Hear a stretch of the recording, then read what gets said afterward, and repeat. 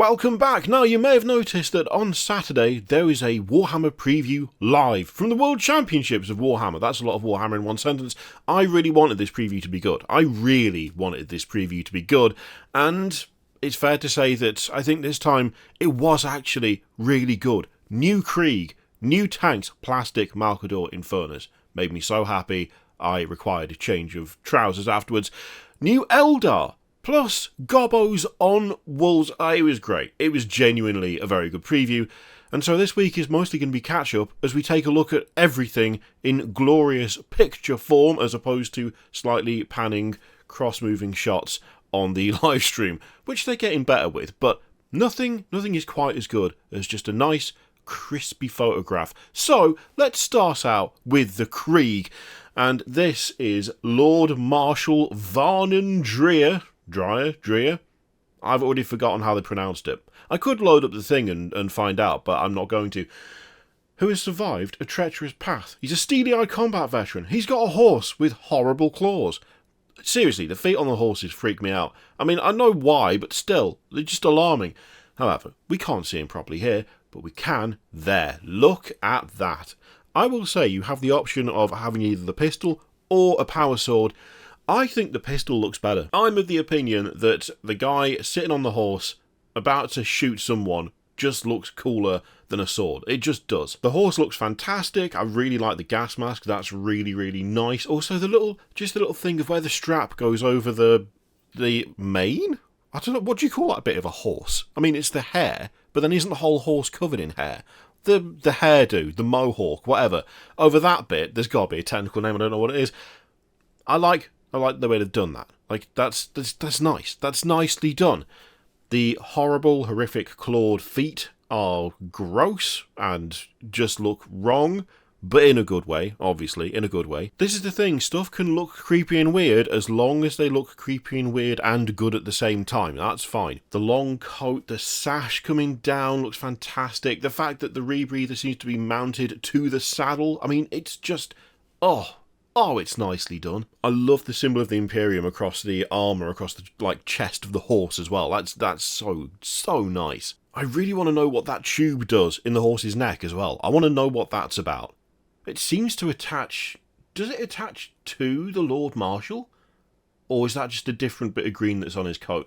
It's very hard to tell. Either way, it's just that extra layer of kind of a bit grim, a bit gross. There's some branding going on at the back as well, which is it's just they've absolutely nailed it. They've nailed it, haven't they? Okay, we've got some alternate angles. We can see a bit of prosthetic work going on there. I mean, that's nice. They're not just going to chuck the horse away if the horse gets it. Chuck the horse away. What? Put him in the bin? If he gets injured? No. You get some prosthetics in there. I mean, the wound hasn't healed or sort of closed over, but that's fine. He's a badass horse, he can cope with it. Nice bit of symmetry as well with the fact that the Lord Marshal also has a prosthetic. So you can clearly see that the foot, probably the whole leg, is not flesh and blood anymore. And I like the kind of symmetry of that where he has had the injury there, the horse has also had the injury. Is it from the same weapon? Like, was it the same sort of attack that caused it? I don't know, but I like the way that they've done that. The various saddlebags and pouches look fantastic. I mean, yeah, for me, I'm still leaning towards the las gun being held out, the las pistol being held out as like the more fun option for me personally. The power sword does look good.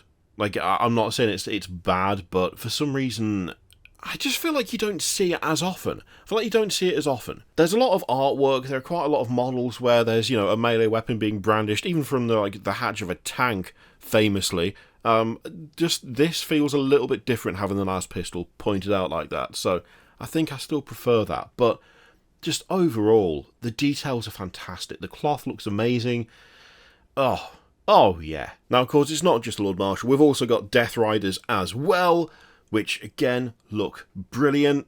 I don't know whether it's the claws on the horses, but it makes the legs look even longer than they should be. I don't think they actually are, but it's almost like there's just a little bit of extra height going on.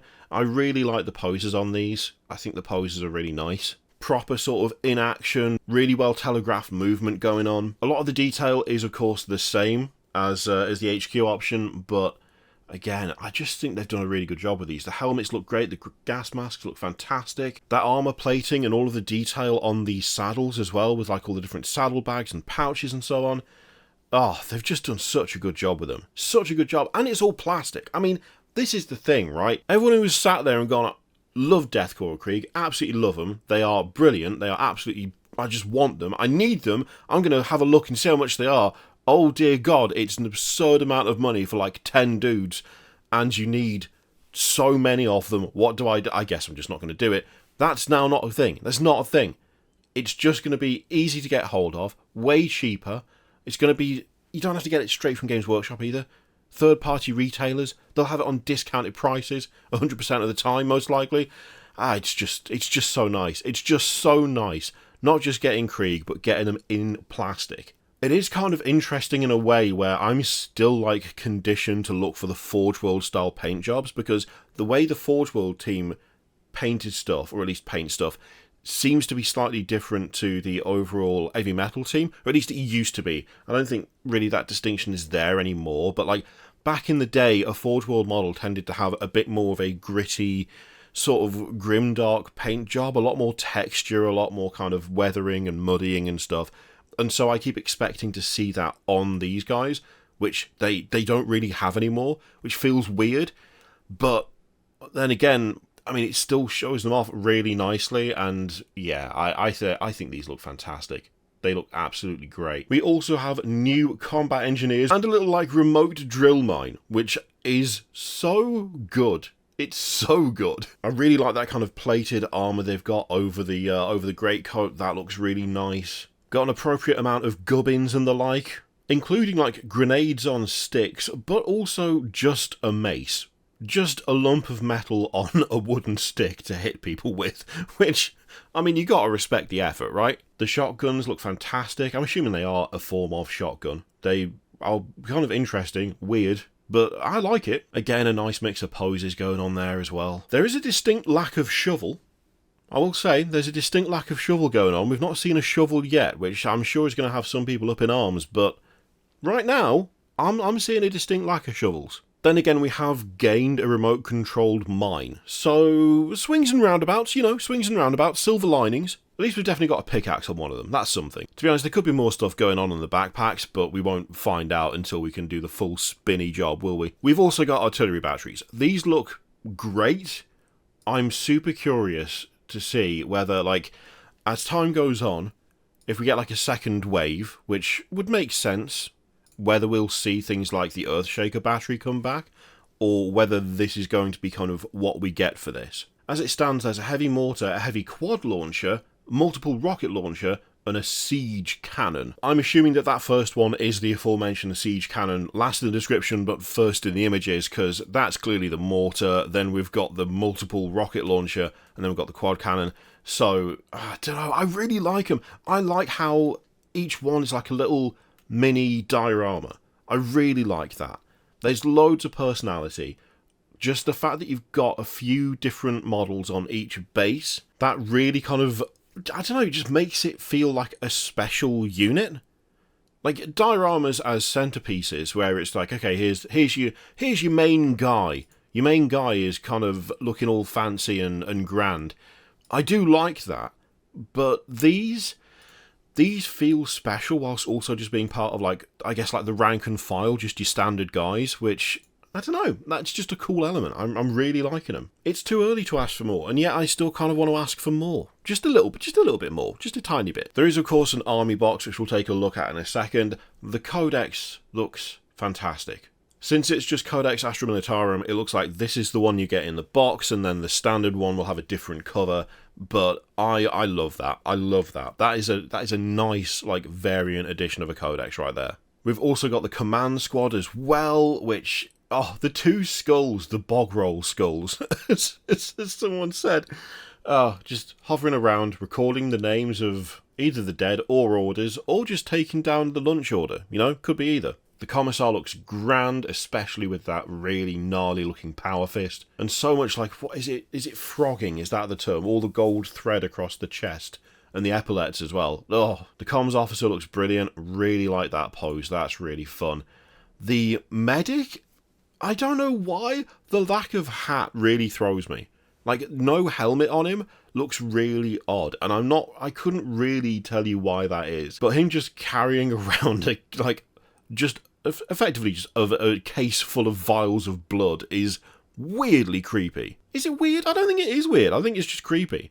For whatever reason, the lack of helmet, to me, makes him look more like a murderer than a medic, and I don't really know why that is. The standard bearer looks great as well. In fact, the standard looks really good.